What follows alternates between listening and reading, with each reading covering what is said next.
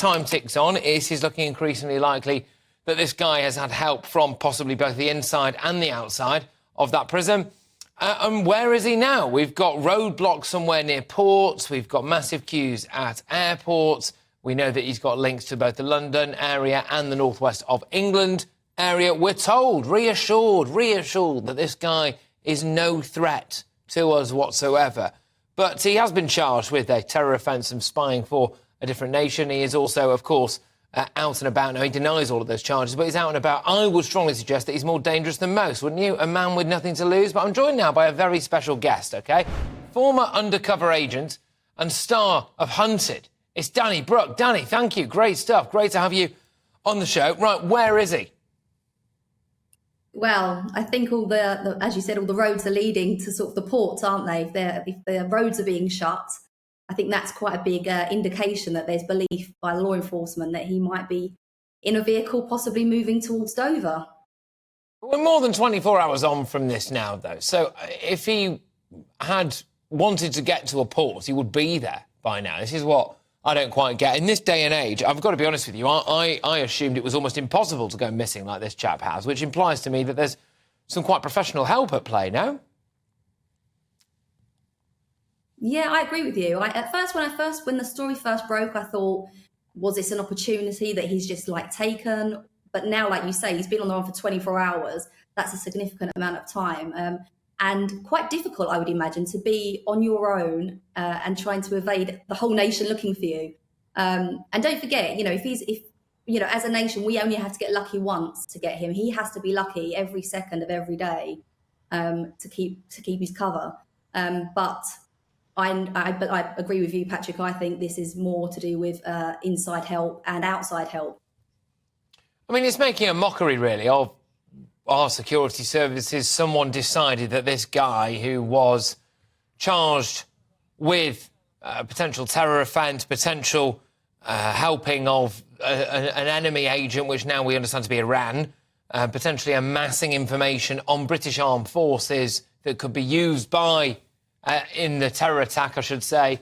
I mean, why on earth is this guy in a category B to begin with? But what kind of resources will be being used now? You, of course, a former undercover agent yourself. I mean, they must be doing absolutely everything they can, are they? Absolutely. I do still have faith in our systems. I know this is not a great example, and as you said, it's extraordinarily embarrassing. It should never have happened in the first place. But I'm not here to blame anyone, or we don't know what happened. We don't, and quite rightly, we haven't been told the full facts because it's an ongoing investigation. But I'm quite certain that all of our the powers that be will be doing everything they can in their power. I look at it though, and I wonder. We've made massive cutbacks in prisons, and we end up, instead of having your old school prison governors, we end up with people who basically work for G4S or Serco or whoever else. So I'm not blaming any of those companies, by the way, but I am saying that these are not people who are paid a lot of money and have no vested interest or kind of ideological perspective about being a prison officer or prison guard a lot of the time. I don't know exactly what the setup is in Wandsworth, but that happens in quite a few prisons. And so those people are gettable, aren't they? So it's not beyond the realms of possibility that someone could have been, in a prison, or they're subject to blackmail as well. People go, look, I know where your kids go to school. I know that you work in a prison all day, so you can't look after them. You've got to do something and get this guy out. There's a load of stuff that could have happened here. Yeah, no, I completely agree. And I mean, I could talk about recruitment all day because obviously we fail to recruit quality. We just go for quantity. And that's a massive downfall across law enforcement, the prison service. All these promises are made by government that we're going to get X amount of new people on the streets. We're going to get new prison staff. And they just recruit rather than looking for the people that are right for the job. So as you say, with the world that we live in now, open source, it's not difficult to find out dirt on people or to work around their families and stuff. Just to say, how could he have got out of the country already? Do you think, if no passport, as far as we're aware, no real money, etc.? I mean, are there little airfields? I mean, if he was in London, OK, are there little airfields he could have got to if he's got help, especially from the Iranian government, for goodness sake? Could he have got to a seaside and just taken off? Could he, ironically, be going the other way across the channel? Yeah, I mean, I'd like to think he hasn't. But as you say, you can't rule any of this stuff out. You know, you can buy passports and all kinds of things on the dark web. But I would like to think he hasn't. And I think that, you know, the time from him going missing to the point of the authorities being alerted was pretty sharp. So I'm quite sure that he hasn't left yet. And I'm sure he's feeling the pressure. You know, people do crazy things under pressure. So if he is alone, it will only be a matter of time before he makes a mistake. If he's got people working for him, or he's working for somebody else and they're doing all the arrangements, again, you know, like you said, people are easily blackmailed. People make mistakes. We're all human. We make mistakes. He will trip up if he's still in the UK, which I'm sure he is. He will trip up, or his team will trip up. The whole country is looking for him. You know, imagine having that many eyes on you. The eyes, physical eyes, and of course, you know, we live in a surveillance state. There's not really far you can go without being seen. So I'm quite sure that he's still in the UK. I'd like to think he's still in the UK. But of course, there's always that slight possibility that he has already fled.